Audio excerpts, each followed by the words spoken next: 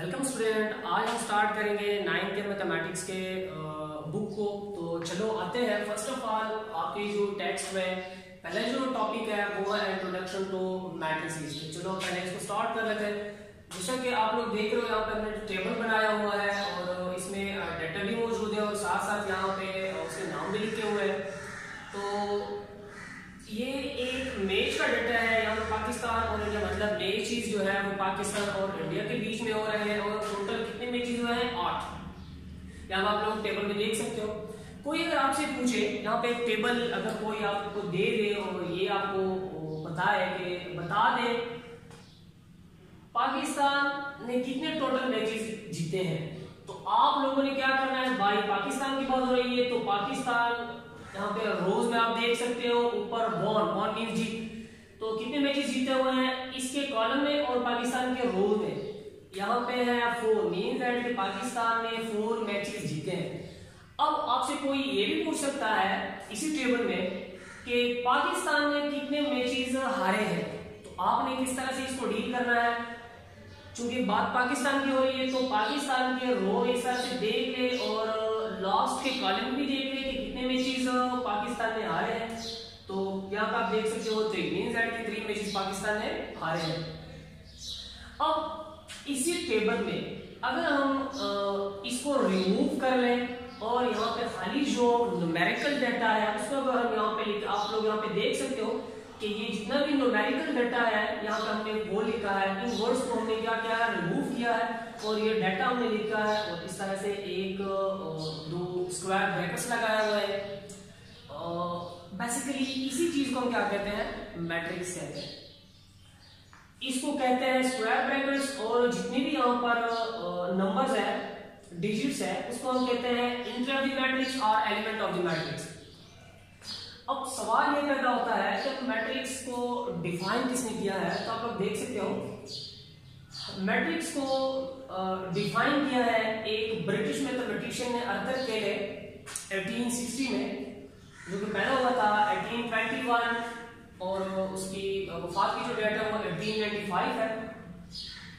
और ये भी आप लोगों के लिए जानना जरूरी है, बास बच्चे मैट्रिक्स और मैट्रिसेस में फर्क नहीं कर पाते। तो यहाँ पे आप लोग देख लो मैट्रिक्स कहते हैं सिंगुलर मींस दैट वाइज एक मैट्रिक्स की अगर हम बात करें single just like that matrix, तो ये मैट्रिक्स हमारे पास है वाइज, मतलब एक ही मैट्रिक्स है और इसको कहते हैं मैट्रिक्स।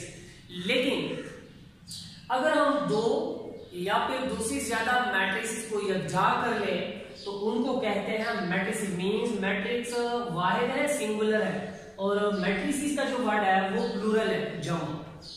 अब आते हैं अपने टॉपिक की तरफ। What is matrix. पहले हम यहाँ पर डेफिनेशन लिख लेते हैं। An arrangement of a number, नंबरों का ऐसा अरेंजमेंट ऐसा तरतीब नंबरों का इन द फॉर्म ऑफ रोज, जो कि रोज के फॉर्म में हो एंड कॉलम और कॉलम के फॉर्म में भी इन स्क्वायर ब्रैकेट्स, और वो जितना भी डाटा हो वो स्क्वायर ब्रैकेट्स के बीच में ही हो, इट्स कॉल्ड मैट्रिक्स। उसको क्या कहते हैं मैट्रिक्स कहते हैं। Denoted by A B C और टू सो ऑन। फॉर एग्जांपल मैंने यहाँ पे 2 एग्जांपल लिखे हैं। पहला जो एग्जांपल है वो है a = 1 2 3 4। अब ये हमारे पास एक मैट्रिक है मैट्रिक्स। और दूसरा हमने यहाँ पे एक एग्जांपल लिखा है b = a b c d e f। लेकिन याद रहे ए बी सी अगर आप कॉलम में लिखना, अगर आप मैट्रिक्स में लिखना चाहते हो तो मैट्रिक्स की जो एंट्रीज है वो आपने स्मॉल अल्फाबेट में लिखनी है, because capital A B C हम डिनोट करते हैं किसी भी मैट्रिक को। तो इसके बाद ये डाटा है न्यूमेरिकल और इसको हमने क्लोज किया है विद द डेफिनेशन। देख ले डेफिनेशन, ये पहली रो ये दूसरी रो और इस तरह से ये पहला कॉलम और ये दूसरा कॉलम। तो the number of rose the number of column यहाँ पर मैंने लिखा है, इसी को हम क्या कहते हैं मैट्रिक्स कहते हैं। अब what is row matrix and what is column matrix, important topic है। एक ऐसा मैट्रिक जिसमें ओनली 1 रो हो, this matrix called row matrix. जैसे कि आप लोग यहाँ पे देख सकते हो D, हमने यहाँ पे एक मैट्रिक्स सपोज किया हुआ है D = 1 जिसकी एलिमेंट्स है एंट्रीज है 1 2 3। अब इसको हम कहते हैं रो मैट्रिक्स। हम रो मैट्रिक्स क्यों कहते हैं? क्योंकि इसमें ओनली वन रो है, सेकेंड रो इसमें नहीं है। इसके बाद है column matrix, in which only one column, जिस एक ऐसा मैट्रिक्स जिसमें एक ही कॉलम हो। और आप लोग यहाँ पे देख सकते हो, हमने यहाँ पे एक एग्जांपल भी लिखा है। नाम हमने लिया है matrix E is equal to, यहाँ पे हमने एक मैट्रिक्स बनाया हुआ है जिसके एलिमेंट्स है ए बी सी, और आप लोग देख सकते हो इसमें एक ही कॉलम है, तो इसको हम कहते हैं कॉलम मैट्रिक्स। मींस दैट एक ऐसा कॉलम जिसमें एक ही रो हो उसको हम कहते हैं रो मैट्रिक्स, और एक ऐसा कॉलम जिसमें एक ही कॉलम हो उसको हम कहते हैं column matrix. Order of a matrix, अब ऑर्डर ऑफ अ मैट्रिक्स की बात कर लेते हैं। किसी भी मैट्रिक्स का number of rose cross the number of columns को हम कहते हैं उस मैट्रिक्स का ऑर्डर, या फिर हम इसको इन अदर वर्ड डायमेंशन भी कहते हैं।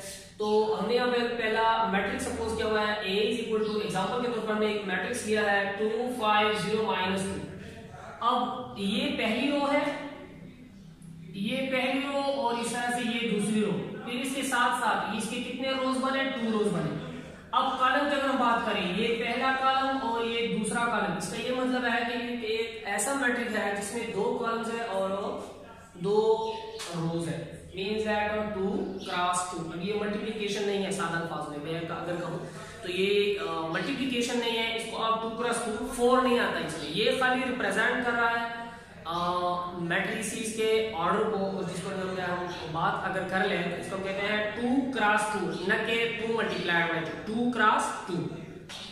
सेकंड हमने यहाँ पे दूसरा एग्जांपल लिया है जिसके एलिमेंट्स है 1 2 3 4 5 6। अब ये हमारे पास एक मैट्रिक है जिसमें कितने रोज है आप लोग देख सकते हो, इसमें ये फर्स्ट रो और ये सेकंड रो, मींस दैट इसमें 2 रोज है, और कॉलम्स कितने हैं? 1 2 3 इसमें कॉलम्स है। मींस दैट कि इस मैट्रिक्स का जो डायमेंशन है, जो ऑर्डर है, वो है 2 क्रॉस 3।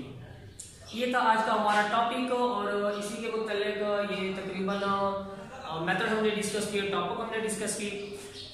एक्सरसाइज नंबर 1.1 आप लोग स्टार्ट कर ले, इंशाल्लाह हो जाएगा। और इसमें क्वेश्चन नंबर 7 जो है वो थोड़ा बहुत मुश्किल है, वो इस लेक्चर के बाद इंशाल्लाह वो मैं कर लेता हूँ, फिर आप लोगों के साथ शेयर भी करूंगा।